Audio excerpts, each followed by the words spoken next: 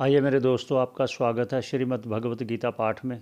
सबके मंगल की कामना करते हुए, ईश्वर को प्रणाम करते हुए, गुरुजनों को प्रणाम करते हुए शुरू करते हैं।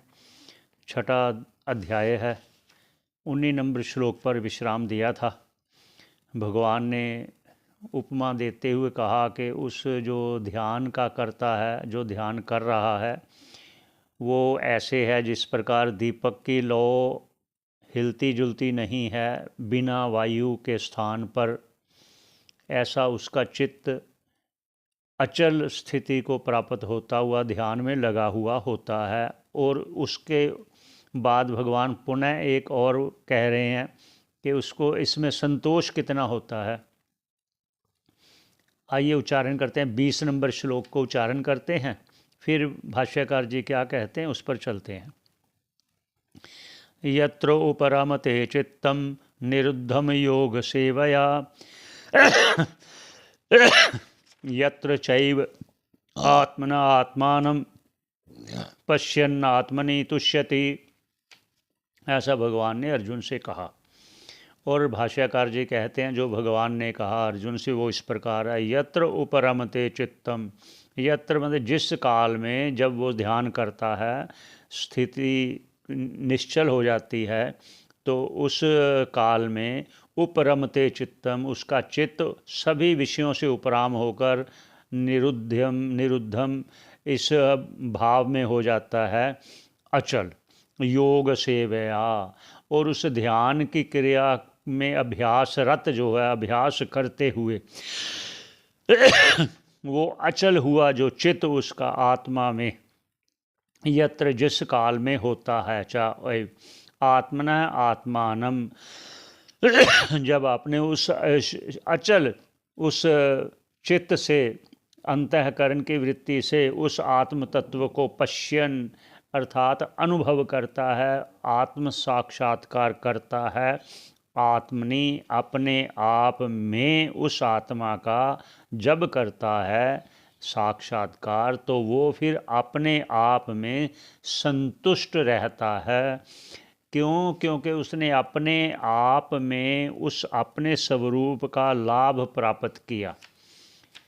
वो विषय से नहीं होने वाला सुख है, वो अपना स्वरूप सुख है, इसलिए वो संतुष्ट रहता है, तुष्ट रहता है, क्योंकि उसके विषय की इच्छा खत्म हो चुकी है, क्योंकि वो निर्विषयक सुख को प्राप्त कर चुका है।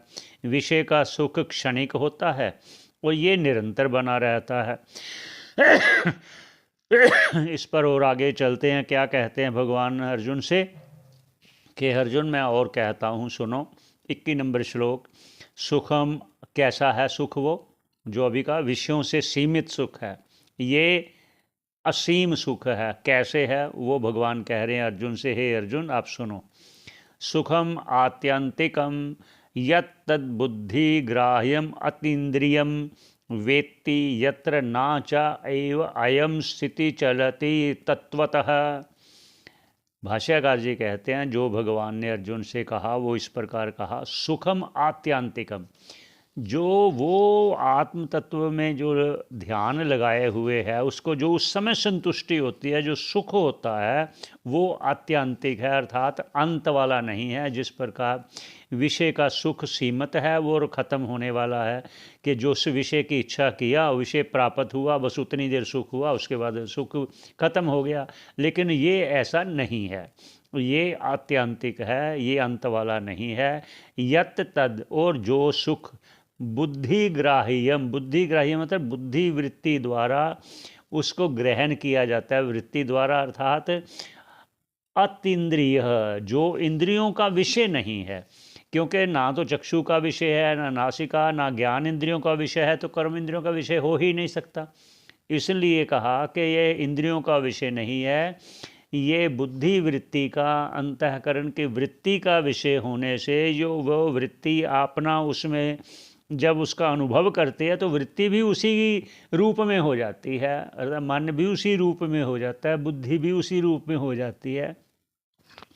वेत्ति यत्र, जिस अवस्था में जब वो ऐसा अनुभव करता है, चा एव अयम, उस समय स्थित वो अचल रहती है, अचल रहती है, उससे फिर हटती नहीं है, वो तत्वतः है, वो अपने स्वरूप में स्थित होता है, अपने स्वरूप से फिर विचलित नहीं होता, ऐसा भगवान ने अर्जुन से कहा। और आगे क्या कहते हैं इसका, और उसका फल भी कहते हैं, और क्या उसका लाभ क्या है, लाभ कहते हैं। आगे 22 नंबर श्लोक उच्चारण करते हैं पहले। यम लब्ध्वा चापरम लाभम मन्यते नाधिकम ततः यस्मिन् स्थितो ना दुखेन गुरुणापि विचाल्यते।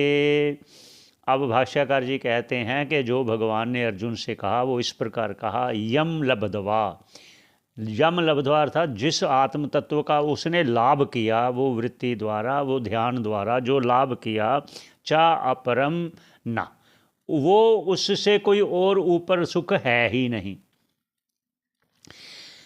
उससे कोई दूसरा और कोई सुख बड़ा नहीं है, ना लाभम, ना लाभ वाला है, ना सुख, परम सुख वाला, उससे अधिक माँ ना अधिक है, ना उससे लाभ वाला है, मन्यते ना अधिकम ततः है, उस आत्म सुख से ना कोई अधिक सुख है, ना उससे कोई अधिक लाभ वाला है।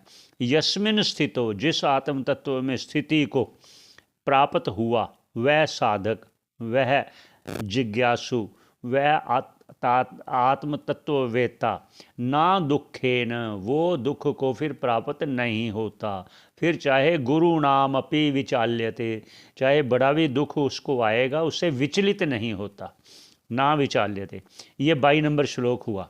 तो भगवान आगे फिर और भी कहेंगे इसके बारे में, तो अब आगे फिर पुनः पुनः बताएंगे, क्या क्या बताते हैं, फिर आप श्रवण करना। आपके श्रवण करने का बहुत बहुत धन्यवाद। यहीं पर विश्राम देते हैं, सभी के मंगल की कामना करते हुए पुनः भेंट होगी 23 नंबर श्लोक पर। ये 22 नंबर पर विश्राम देते हैं, सभी के मंगल की कामना करते हुए, सभी का धन्यवाद श्रवण करने का।